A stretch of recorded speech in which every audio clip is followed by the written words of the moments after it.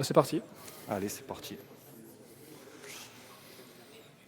Bonjour à tous, je suis Marc Picon, développeur Android à MWM. Et moi, je suis Jonathan, le lead chez MWM, le lead Android.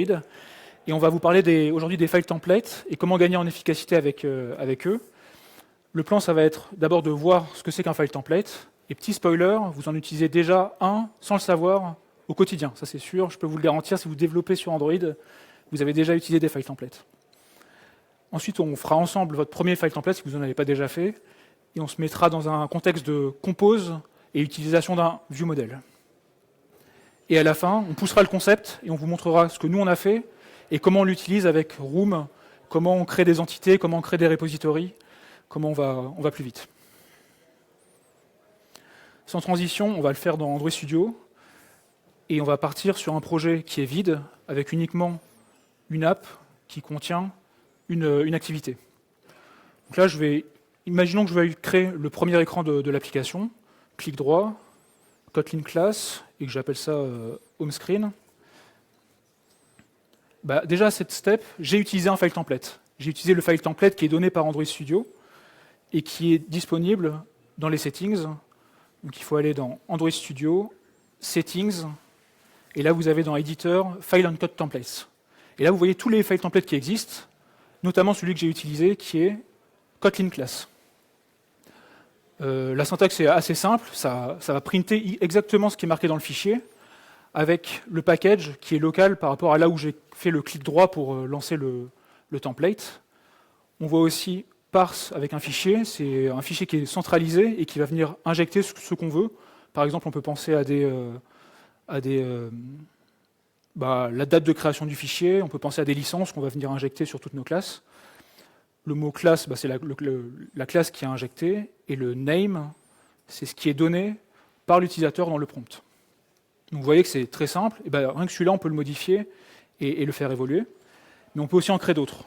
Là, on va voir comment en créer d'autres sur Compose. Avant de le créer, je vais vous montrer le code que je vais vouloir templatiser, et pour ça, je vais utiliser le live template comp, qui existe déjà et qui permet de créer une composable function. Bon, je l'ai un peu modifié pour ajouter la preview, mais rien de bien méchant, et je mets le nom home screen.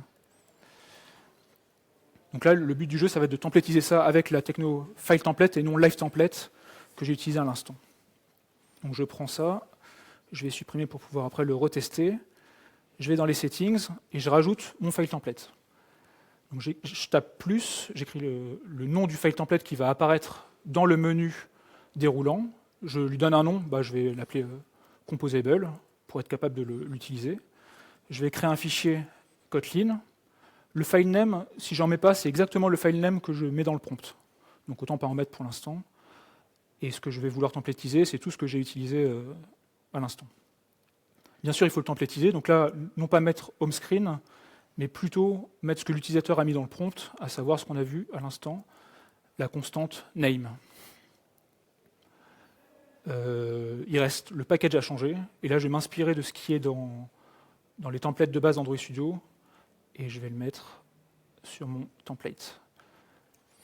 Voilà, donc là, à pas cher, j'ai un file template qui est dispo, et que je vais pouvoir retrouver. Donc là j'ai fait clic droit, ou commande N sur Mac, et j'ai composable qui apparaît à ce niveau-là, qui me demande de sélectionner la variable name que j'ai utilisée, home screen,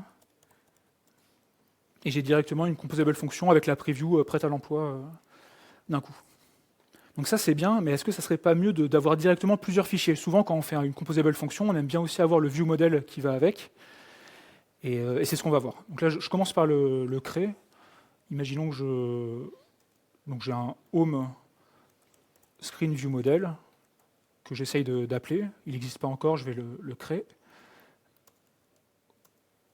Je vais dépendre de la classe HomeViewModel et appeler le ViewModel pour créer une instance de ViewModel. Souvent, on peut le passer aussi par argument de la composable function, mais on peut aussi le créer à ce niveau-là. Donc, ça ne serait pas sympa d'avoir un file template qui crée directement ces deux fichiers. Et en fait, c'est possible. C'était déjà possible avant avec des précédentes versions d'Android Studio, mais avec les dernières, on peut aussi le faire en allant dans les settings et en utilisant la notion de child template pour rajouter ça. Donc je vais prendre ce code-là et je vais le rajouter dans ce qu'on a déjà créé, à ce niveau-là. Templétiser le nom, donc c'est plus home screen, c'est la variable name. Et ce qui va manquer, c'est la notion de child template pour ajouter l'autre fichier. Donc avec ce petit bouton-là, on peut rajouter un autre fichier qui sera créé au même moment que la création du template. Il faut lui donner un nom.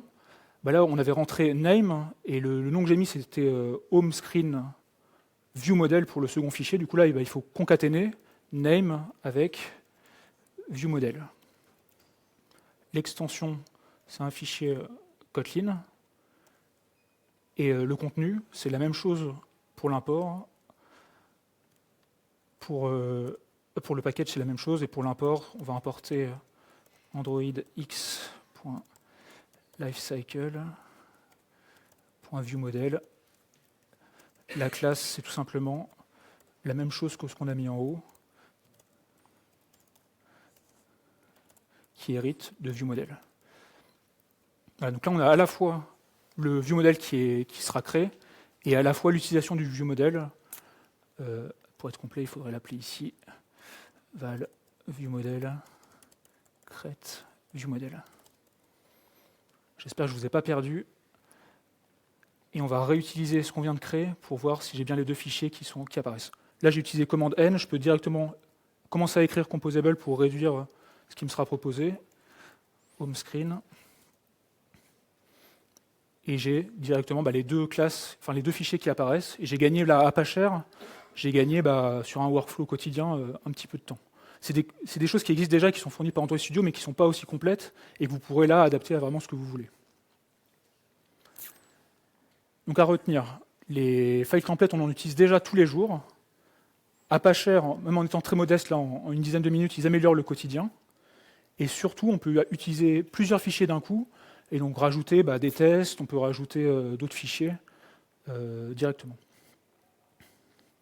Ça, c'était la première partie, mais on va vous montrer maintenant comment on fait pour aller plus loin et notre usage dans des bases de données.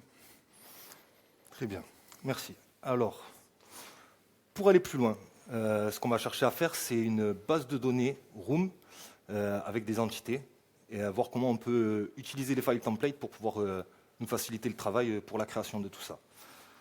Donc, une base de données assez simple, avec des packages, avec les classes qui sont bien rangées à l'intérieur. Donc voilà un peu la structure. On va travailler avec quoi? On va travailler avec Velocity Template Language. C'est un langage basé sur Java qui est utilisé pour coder, pour créer en fait ces templates. Tout le langage qui est à l'intérieur est utilisé, et Velocity Template Language. Et donc ça nous permet d'avoir accès à pas mal de fonctions qui sont déjà présentes en Java, qui vont nous servir par la suite. Donc, sans transition, on va passer sur la démo. Donc, pour la démo, ce coup-ci, les templates ont déjà été créés en amont. Donc, je ne vais pas les créer devant vous, je vais juste les utiliser. Donc, on va faire quelque chose de simple. On va vouloir une base de données. Une base de données animals dans laquelle on va mettre un cat et un dog. Très simple, basique. On va partir sur ça. Donc là, je vais faire pareil. Je me mets sur le dossier app, commande N. Et vu qu'ils sont déjà enregistrés, j'ai un room entity qui est là. Hop, il va me demander un file name. Donc celui-là, l'entité, je vais l'appeler dog. Et l'argument list, ça va être un id de type string. Là, vous voyez un message d'erreur apparaître. Ce message d'erreur, il est dû au fait que dans le pass, je formate la variable $name. Donc ça va me lever une erreur, mais cette erreur n'a aucune incidence sur la création des fichiers et va me créer les fichiers totalement normalement. Donc c'est juste l'IDE qui interprète ça comme une erreur, mais qui n'est pas une erreur au final. Donc là, OK. Voilà, là j'ai créé la première. Je vais retourner sur mon dossier app, commande N, room entity, je vais vouloir faire un cat. Hop, un cat, je vais demander un ID de type string, entrée, OK pour l'erreur. Hop, je remonte sur mon dossier app, commande N, et ce coup-ci je vais vouloir faire la database. Je vais chercher ma database ici, animals, et l'entity, je vais avoir besoin d'un dog et d'un cat. L'erreur qui revient. Donc voilà, on peut voir que là, en quelques clics, en l'espace de 3 files templates, j'ai réussi à créer 3 packages avec à l'intérieur toutes les classes qui sont dédiées. On va regarder vite fait que, bien sûr, tout a été bien créé. Hop. Donc là, il n'y a pas de souci. On va aller voir le 4DAO. OK, pas de problème. Le repo, pareil. Hop. Voilà, tout compile, tout va bien. On est parfait. Donc maintenant, comment c'est fait? C'est là où on va jumper, justement, ce que vous a montré juste avant John, dans la fenêtre des files et codes templates. Donc il y a 2 fenêtres, il y a 2 onglets ici qui vont nous intéresser. C'est l'onglet File que vous avez déjà vu. C'est l'onglet qui va nous permettre d'exposer à l'IDE les templates qu'on veut. Donc ici, vous avez vu tout à l'heure qu'il y avait le composable que John a créé, et en dessous, le Room Database, Room Entity. C'est ceux qui vont être exposés, ceux que je vais pouvoir appeler quand je vais faire un command N ou un clic droit pour créer un nouveau fichier. L'onglet Include, lui, va servir à factoriser une partie du code et justement à avoir quelque chose de plus propre. C'est quelque chose qu'on va réutiliser dans nos autres templates, en fait. Donc ces templates-là ne seront pas ceux qui apparaissent dans l'include, n'apparaîtront jamais dans le fichier, quand vous faites un nouveau fichier. Ici, c'est vraiment une question d'organisation. Donc là-dedans, on va retourner là-dessus. Vous pouvez voir qu'à l'intérieur, en fait, on a le nom, l'extension, ça, tout va bien. Ici, on a le pass. Si on ne met rien, ça va être le name qu'on va rentrer dans le prompt. Mais sinon, c'est un pass en relatif. Donc ici, je vais pouvoir créer des packages en mettant juste data, / pour lui, il doit créer un package data. Donc voilà comment on va créer les passes et pouvoir faire notre arborescence. C'est juste en créant, en fait, en rentrant le pass là dans le file name. On a ensuite là une fonction parse, comme vous pouvez voir. La fonction parse, ça veut dire, c'est dans le monde VTL, c'est exécute-moi ce que je te donne en paramètres. Là, ce que je lui donne en paramètres, on va aller le voir après, il est dans les includes. Et après, c'est que des constantes. Donc ces constantes-là, elles sont récupérées de mon fichier que j'ai parsé là. Donc on va aller voir maintenant dans les includes. Donc dans les includes, comment ça se passe? Exactement la même chose. On est tout le temps dans des files templates. Donc c'est juste des files templates qui ne seront pas exposées quand vous allez chercher les nouveaux. Mais ça reste des files templates. Donc on va rester exactement sur les mêmes structures. Chose à savoir, c'est que ici, quand je vais appeler ce file template-là, je vais print directement ça, parce que là, je n'ai pas de choses qui... On va aller par la suite, ça sera plus simple. Là, par exemple, je vais set. Set, c'est attribuer une valeur à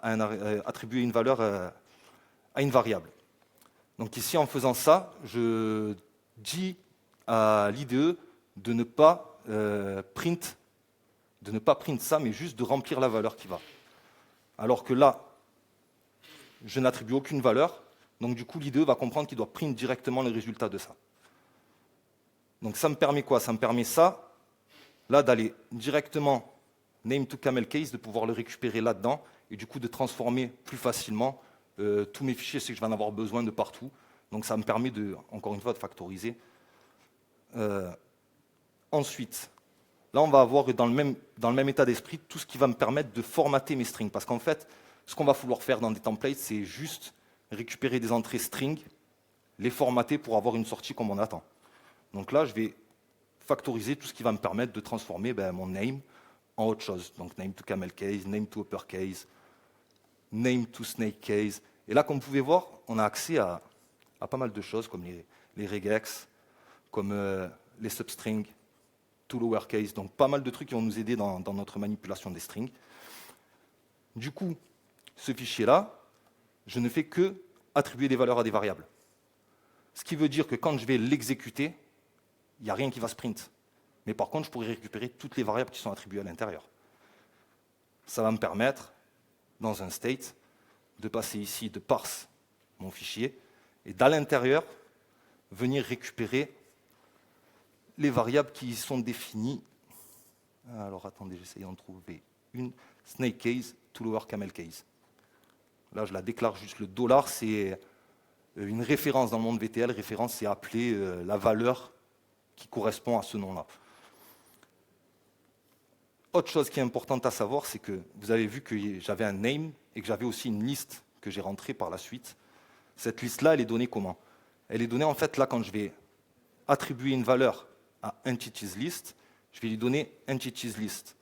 Là, quand il va monter, il va voir que EntitiesList, il ne le connaît pas, il n'a pas été renseigné dans mes templates. Vu qu'il n'est pas renseigné dans mes templates, il va le demander dans le prompt. Donc quand vous voulez avoir des nouvelles entrées dans vos prompts, du template, c'est comme ça qu'il faut faire. Il faut déclarer une valeur à laquelle vous n'avez rien attribué, déclarer une variable à laquelle vous n'allez rien attribuer. Et donc voilà comment on arrive un petit peu à organiser tout ça. C'est en parsant des fichiers où dedans on ne fait que attribuer des valeurs à des variables. Et du coup, ça me permet d'arriver là en haut, de parser mon fichier room database state qui lui dépend du fichier file string utile et de récupérer uniquement les choses qui m'intéressent et surtout dans le même template de simplement appeler tout le temps la même chose et les choses qui sont réutilisées dans tous mes templates, je n'ai pas à les recoder, j'ai juste à les récupérer. Donc pour 2 fichiers, c'est intéressant, mais ça le devient plus quand on commence à avoir pas mal de fichiers dedans. Donc voilà un petit peu comment on peut organiser nos templates pour arriver à faire quand même quelque chose d'assez puissant et qui nous fait gagner pas mal de temps lors de la création. Hop, je vais essayer de revenir sur ça. Donc voilà. Donc, ce qu'on peut retenir de tout ça, c'est que déjà, on a l'onglet Include qui nous permet de factoriser et de ne pas exposer des templates. C'est plutôt utile. On peut changer le chemin des fichiers, les passes étant relatifs, c'est-à-dire qu'on peut avancer, mais avec un // on peut aussi remonter dans l'arborescence, puisque c'est en relatif.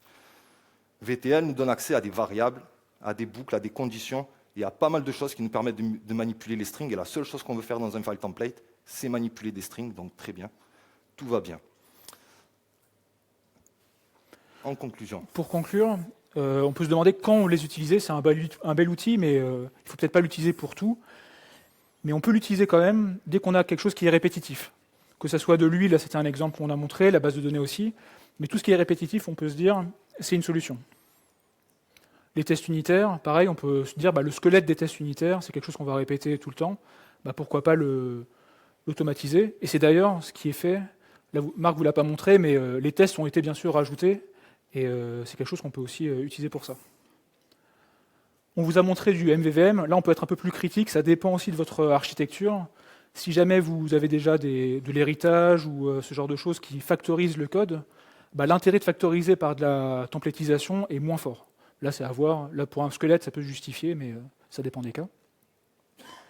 Et pour tout ce qui est code spécifique, bien sûr, là, le gain sera moins fort, et c'est un piège souvent qu'on peut avoir, c'est vouloir trop pousser les templates et se dire on va investir du temps là-dedans, mais finalement on le réutilise que 2 fois, autant ne pas investir de temps là-dedans, ça ne sert à rien.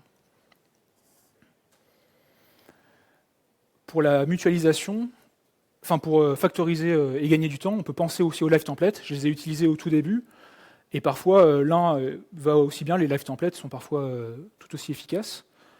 On peut aussi mutualiser du code par composition ou héritage, plutôt que par copier-coller ou par templatisation, encore une fois, ça peut être pas mal aussi. Je ne sais pas si vous avez des questions, le talk arrive à sa fin. Ouais. Ah, merci.